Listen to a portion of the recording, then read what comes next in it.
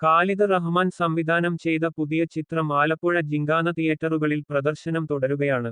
ഇപ്പോഴിതാ ചിത്രത്തിന്റെ പുതിയ കളക്ഷൻ റിപ്പോർട്ട് വന്നിരിക്കുകയാണ്. ഏപ്രിൽ 10 റിലീസ് ചെയ്ത സിനിമ ഇതിനകം ആഗോളതലത്തിൽ 56 കോടി നേടിയെന്നാണ് റിപ്പോർട്ടുകൾ സൂചിപ്പിക്കുന്നത്. ആഭ്യന്തര ബോക്സ് ഓഫീസിൽ നിന്നും 37 കോടി വാരിക്കൂട്ടിയ ചിത്രം 19 കോടി രൂപയാണ് അന്താരാഷ്ട്ര മാർക്കറ്റിൽ നിന്നും നേടിയത്. പ്രേലുവിന്റെ വിജയത്തിന് ശേഷം ഒരിക്കൽ കൂടി നസ്ലന് ചിത്രം മികച്ച വിജയം നേടുകയാണ്.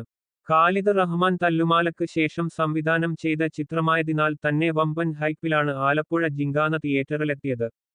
യൂത്തിന് വേണ്ടി തന്നെ ഒരുക്കിയ ചിത്രമാണ് ജിങ്കാനയും.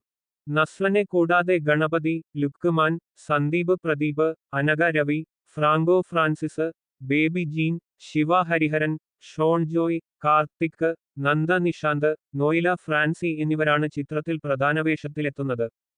ഖാലിദ് റഹ്മാനും ശ്രീനി ശശീന്ദ്രനും ചേർന്ന് തിരക്കഥ രചിച്ച ചിത്രത്തിന് സംഭാഷണങ്ങൾ തയ്യാറാക്കിയിരിക്കുന്നത് രതീഷ് രവിയാണ്.